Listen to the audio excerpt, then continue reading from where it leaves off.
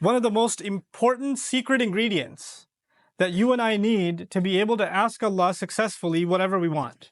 And we all have things we want. And those are secrets between us and Allah. But if you're really going to be able to ask in a way that you're truly hopeful that Allah Azza wa Jal will respond to what you're asking for, there are some things that have to be in place. And one of the most important things that the Quran keeps highlighting that has to be in place is that you and I have to ask Allah to forgive us first. You have to ask Him to forgive us first. Before you ask Him anything else that you want or I want, we need to be able to genuinely ask Allah to forgive us. And I'm saying today, people ask, which dua can I make for forgiveness? Or what are the best words I can say for this dua? Or, people have duas for separate occasions. So when a woman is expecting, she'll email me or she'll come up to me and say, look, I'm going to have a baby. Which dua can I make right now? Or somebody will say, I'm going for a job interview. Which dua can I make right now? Right? It was always this, give me the special dua for the special occasion. Let me tell you, those words are important because they're sacred and they're revealed. But the dua for all occasions is actually seeking Allah's forgiveness. The dua to open up all of your problems, get rid of all of your problems, the one dua that takes care of everything is genuinely seeking Allah's forgiveness. Nuh alayhi salam invites his people, for over 9 centuries. He's doing constant da'wah to them. And at the end of that career, he looks back and he summarizes the message that he was trying to give them. Of course, he didn't have one speech with them. He didn't talk to them once or twice.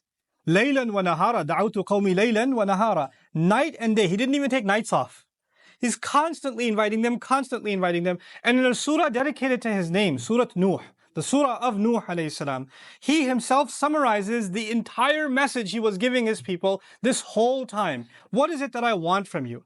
Inni kullama da'awtuhum litaghfira lahum. Every time I was inviting them, I was only inviting them, calling them to this faith, so you could forgive them, Ya Rabb.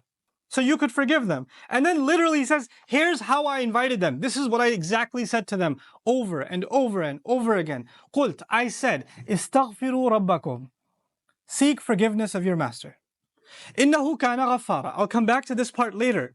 Innahu kana ghaffara. Certainly Allah is someone who keeps on forgiving and keeps on forgiving and keeps on forgiving. And He does it repeatedly.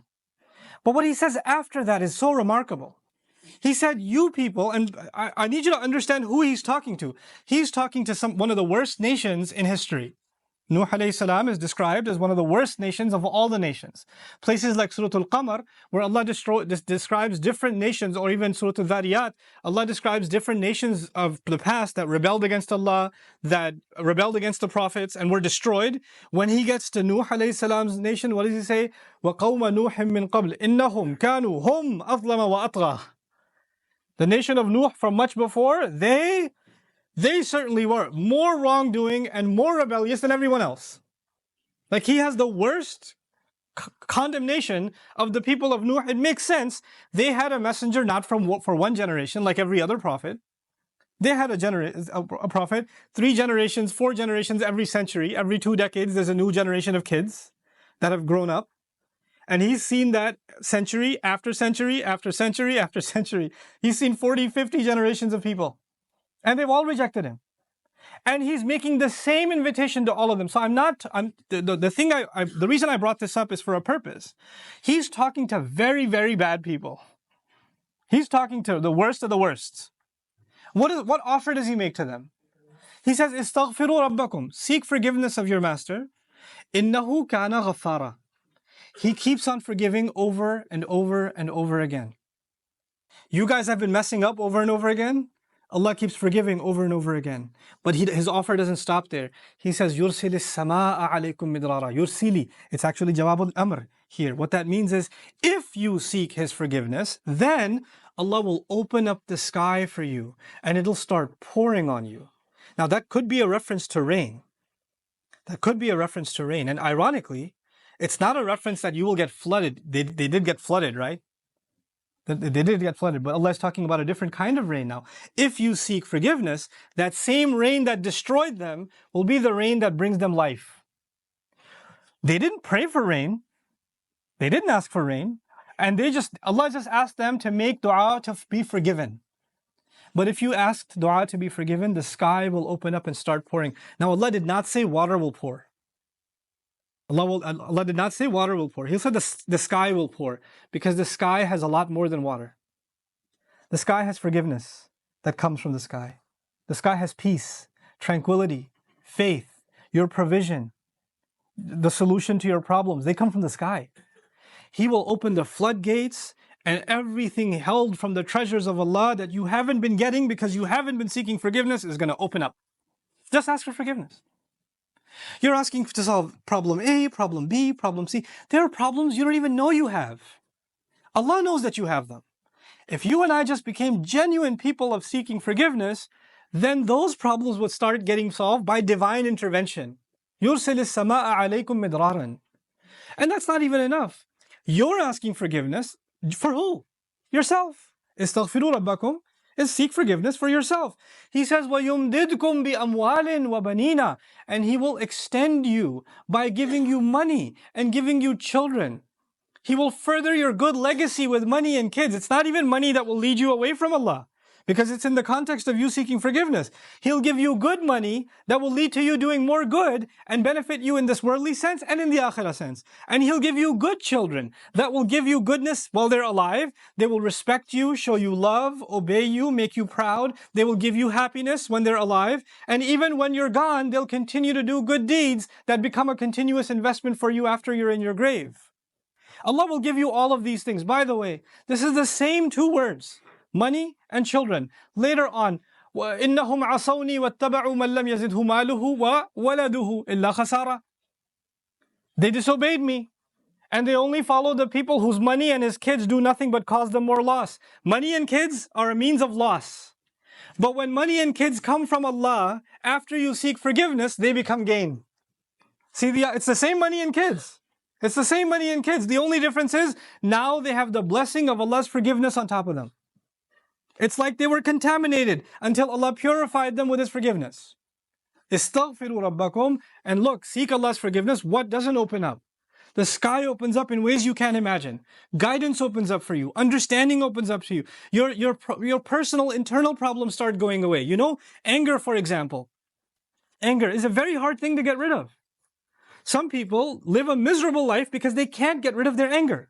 Something is eating inside of them and they're just not able to fight it. So much so that they recognize, I cannot get rid of my anger. And I bet Allah will not forgive me because I'm such an angry person. I'm not able to forgive.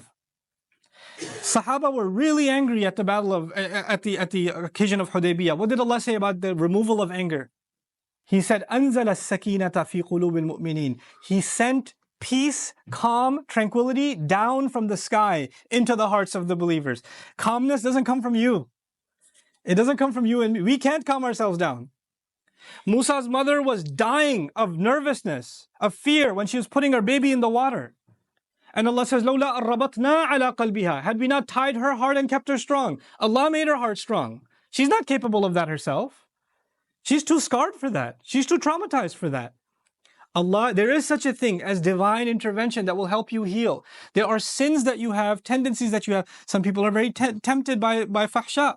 Some people are very tempted by their anger. They can't control their anger. Some people are overrun with greed, constantly thinking about money. They can't even help themselves. The solution to these problems comes from Allah. This is how the sky opens up. The sky opens up for things that are deep inside you, and it comes and it solves that problem inside you. It cleanses you, just like the water cleanses the earth. So يُمْدِدْكُمْ بِأَمْوَالٍ وَبَنِينَ. But that's not enough. He says, وَيَجْعَلْ لَكُمْ جَنَّاتٍ وَيَجْعَلْ لَكُمْ أَنْهَارًا. He'll put in place for you gardens. He'll make rivers flow for you. This is Allah's way of saying, what will I not give you if you just ask for forgiveness? You and I think when we ask for forgiveness, the only thing we're getting is forgiveness. Allah is telling us, when you ask for forgiveness, there's nothing I don't give you.